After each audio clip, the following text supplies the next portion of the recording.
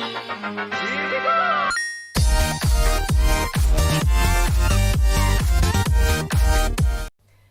everybody, this is Helena from Helena Plays Games, and today we're going to be taking a look at a prototype which is named Race of Gods Call of Olympus.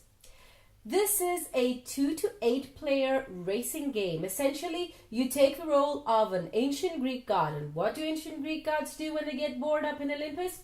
They race with each other. So Zeus is throwing a race to honor him. So players are going to be taking the role of one of the gods. Let's see a bit about how the game plays. Each of the players chooses one of the gods and takes their character sheet along with their unique deck. Each of the gods has specific statistics, which is their speed, their health, their mana, their attack, and their defense power. The first thing that you do in a round is draw 7 cards from your deck in your hand. Then you can discard 3 cards and draw again up to the maximum number of 7 cards in your hand. The second thing that you do is play the random events. At the beginning of each round, each of the players is going to open one random event card and resolve it from themselves. There are 3 different types of event cards. You've got the positive spells, the negative spells, and monsters that you have to combat. In the case of the spells, you just resolve the effect that is written in the card. In the case of the monsters, you have to combat the monsters. The first thing that you do is read the ability of the monster and resolve the ability of that. The monster then attacks. What you can do is play cards from your hand in order to defend the monster and not take any damage. If you cannot defend the monster, then you take damage and reduce the health of your god. The third thing that you do is that you try to defeat the monster. If you can surpass its defense, then the monster is defeated. However, if you cannot, it remains there until the end of the round and is then discarded. The player turn then begins. Each of the player can do 3 things throughout the course of the game. You can move, you can attack, and you can play spells. First, the move. Each of the gods can move a specific number of spaces based on their speed. You can boost your speed only once with specific spells that you can play. However, you cannot boost your speed twice. Also, you cannot break your move, meaning that you cannot move, combat, and then continue your move. The second thing that you can do is play spells. There are different types of spells that you can play throughout your turn, and you can play them anytime throughout the god's turn. There are interruption spells, combat spells, boosting spells, and counter spells.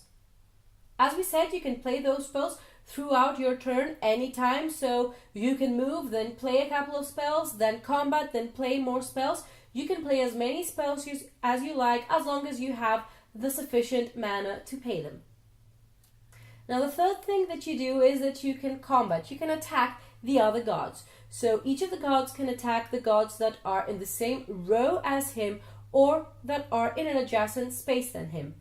Combat is a very fun part of the game. So what you do is that each of the gods that are in combat places cards from their hand face down. Both the attacker and the defender can play attack and defense cards as well as spell cards that they have in their hand.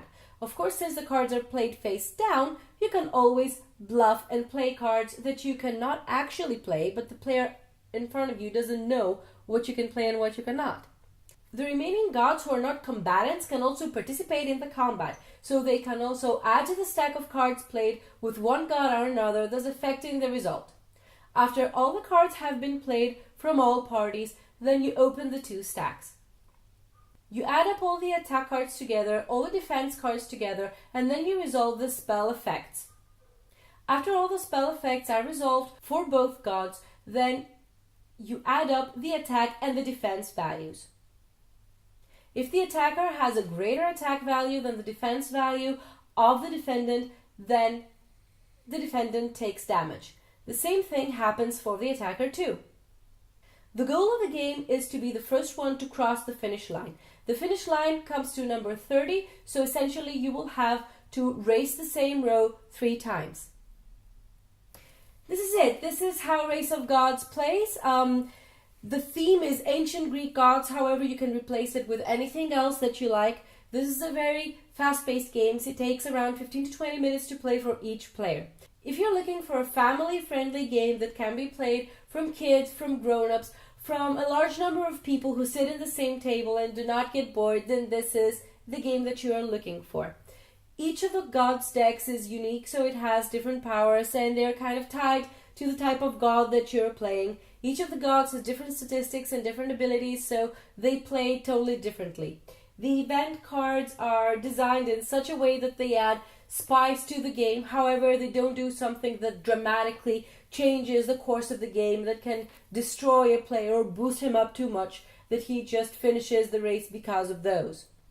The game comes with a unique artwork, so the art can also be used from a publisher if they wish to, and there is also 12 characters designed in total, so you can pick whoever gods you want to choose and throw them in the game.